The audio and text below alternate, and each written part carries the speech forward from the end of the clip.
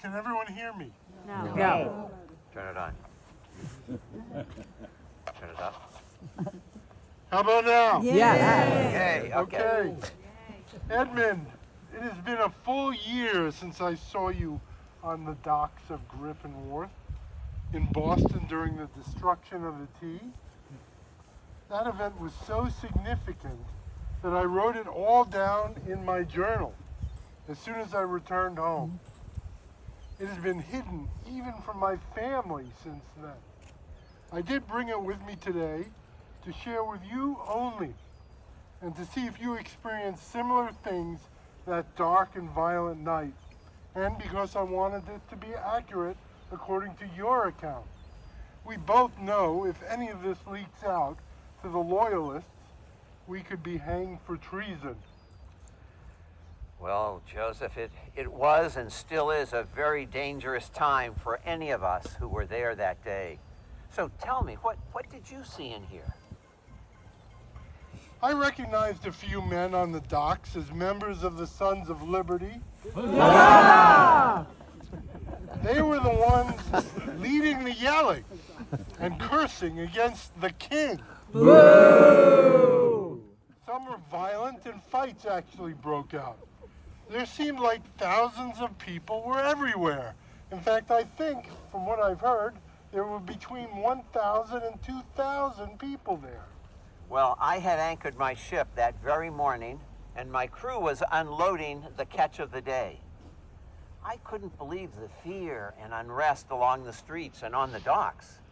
Seemed like something was going to erupt any minute. And the cause of it all was the tax on the tea levied by the Parliament. I overheard that these taxes were actually going into the pockets of the British officials. Damn the king! Boo! For his greed. He was the one who put England into debt from that French and Indian War. We colonists fought in that war and sacrificed a lot.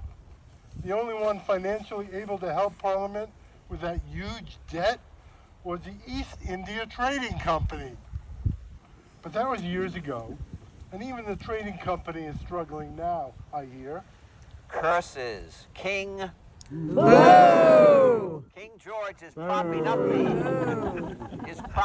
the East India Company. He's assuring that they make a profit even when selling the tea at the price that the smugglers are selling. This gives them a monopoly on all trade routes between here and England. They have stolen all our shipping rights and have monopolized the trade. Even our fishing routes to Maine have been taken over by the East India Trading Company. You know, we won't be able to support our families. And I have 10 kids.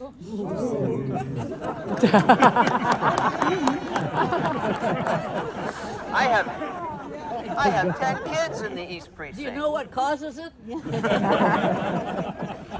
Many of our fellow captains are Sons of Liberty. And this makes them even more angry with Parliament. Our future is looking grim. Fear and violence are everywhere. Something's going to happen, Joseph, but what? The trading company gets a monopoly on trade, and what do we get? My family and friends fought in the French and Indian War. We lost lives, we lost property, only to have Parliament levy taxes on us. And what do we get, Edmund? Well, we got the Townsend Acts. That's what we got. It levied a tax on all imported goods from Britain. And Massachusetts paid the highest taxes, and still does. The uproar was so loud over the last several years that Parliament finally rescinded that tax in '70, but managed to keep it on tea.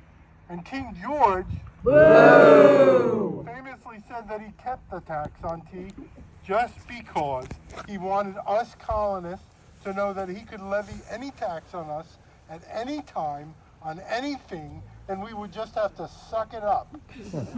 Well, that ain't gonna happen. Not here, not now, not ever. We will no longer be taxed when we don't even have a seat in Parliament. No taxation without representation. Period. Let us never forget, Edmund, what happened just a year ago tonight. Remember how foggy it was that night?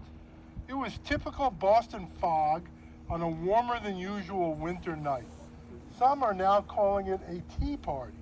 But if you were there, it was more like a silent riot with enormous destruction. Everyone there that night wanted their identities to remain a secret.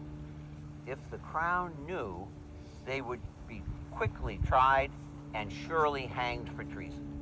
You know, Edmund, from the hundreds who had been milling around our two ships and many others, men began to jump over the gunwales of three of them, the Beaver, the Dartmouth, and the Eleanor.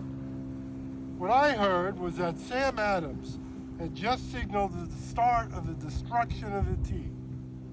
Many could see him standing at the front of the South Meeting House and waving his arms. I overheard one of the disguised men as they were running by to say, "We are going to make a cup of tea for the fishes." But Joseph, who were these men in these heavy blankets? Their faces were all blackened, and they had feathers in their hair.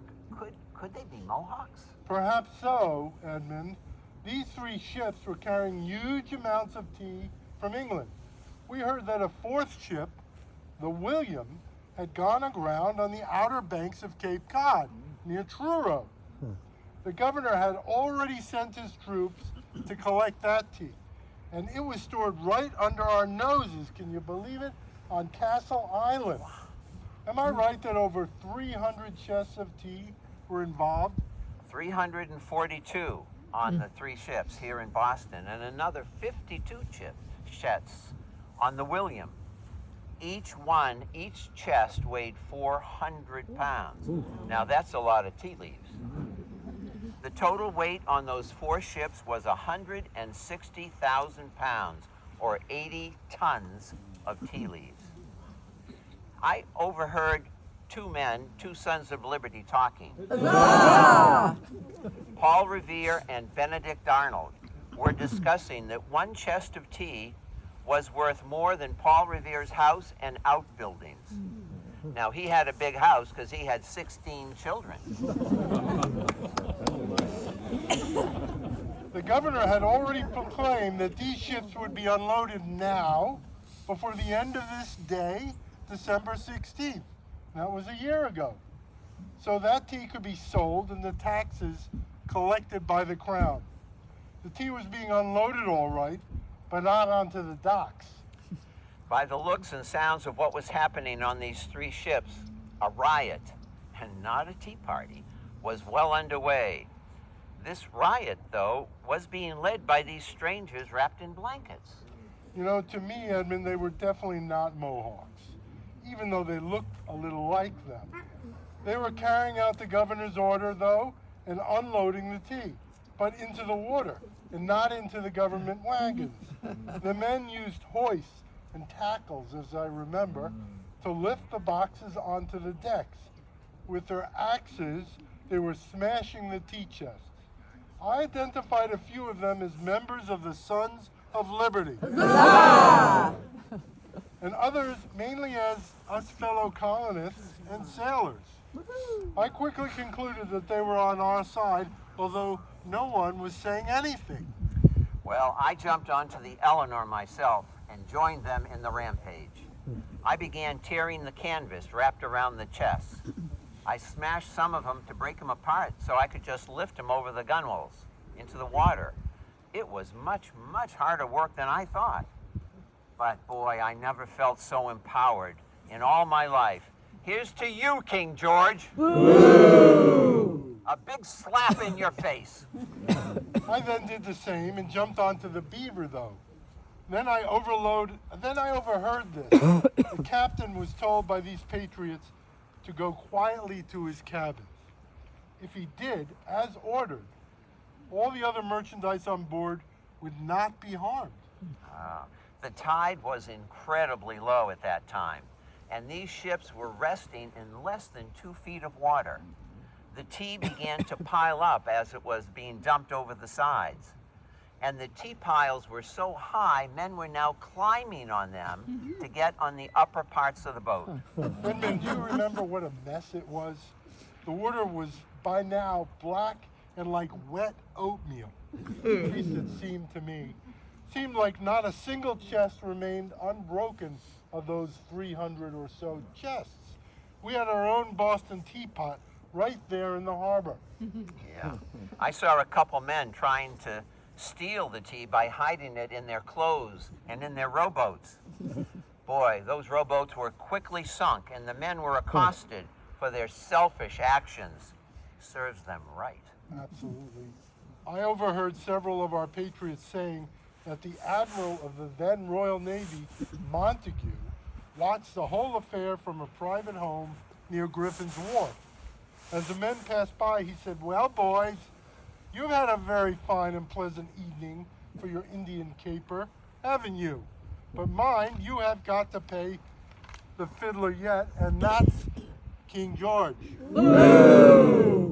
Once the smashing had ended, the patriots actually took off their shoes and shook them overboard, fearing any connection to this treasonous deed would result in them being hanged. I remember that, Edmund. And after putting on their shoes, quietly disappearing into the night, someone struck up a lively tune on a fife, if I remember. Well, I heard crowds on the dock yelling, "No taxation without representation." It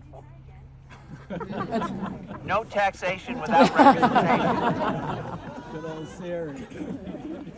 It went on for a long time as more taverns emptied out and the local British troops moved in to try to stop the rioting, while Montague continued only to observe the crowd. What a coward. There were still thousands and thousands on the docks and at Griffin Wharf. I remember that, and we regrouped at the Green Dragon Tavern. It wasn't until then that I learned that the actual headquarters of the Sons of Liberty was in the cellar room. And by the looks of all the men, Joseph, I was right. There were no Mohawks there. They were fellow sons and colonists, all fighting for our freedom from the king. What a night that was, like no other has ever been. We exerted our rights, no taxation without representation.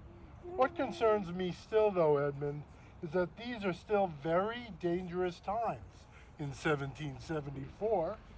These new intolerable acts passed by Parliament will only further strangle all our merchant trade. What will the future bring for us and our families here on the Cape? Good question. I don't know what you did that night, Joseph, or during the next day, but I jumped on a packet and then quickly rode back to the Cape. As soon as I got into my house in the East Precinct in the early morning, I went to the kitchen. I grabbed the tea from the cabinets, opened the canisters, and threw them out the window into my wife's garden. I was still mighty riled up with patriotic ardor, and I wanted my whole family to know how serious this really was. In fact, later that morning, I overheard my wife telling my 10 children that Dad had thrown the tea out into the back garden and is now going completely crazy. I sympathize, actually. I left quickly from Boston myself the next day as I was worried that things would get even more riled up. I returned to Yarmouth with my crew and quickly made my way home. Even though I haven't told my family about what I did that night to this day, I did tell them what I saw and that there surely would be actions taken by the king. I was worried that he would come down hard on Boston, and now a year later, we sure know that he has, both on Boston and on Massachusetts. If I ever had opened my mouth about that night, I'm sure some loyalist would have found out, reported me to the courts and British authorities. I will go to my grave with this secret, or until we no longer are subject to the British dominance and rule. But Joseph, it's going to take time, unless we're on the verge of a revolution. That just may be so. If it gets to that, my sons and my daughters will stand tall and proudly fight for our independence. Freedom now, freedom forever. And maybe someday, Joseph, like maybe 250 years from today,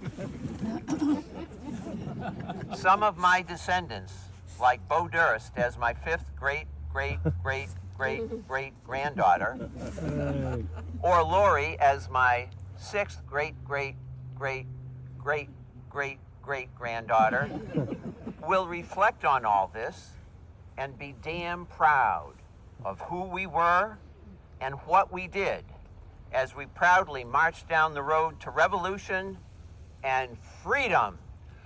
Huzzah!